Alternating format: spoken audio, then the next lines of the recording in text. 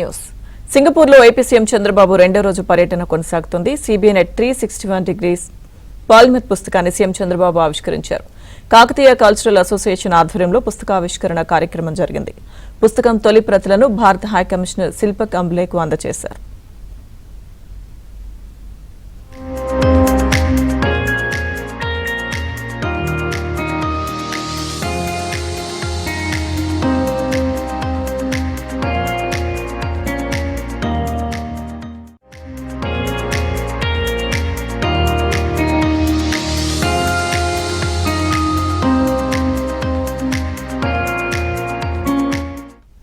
రేపటి కోసం chief editor Sakhamuru Srinivas Prasad ఈ పుస్తకాన్ని రచించారు.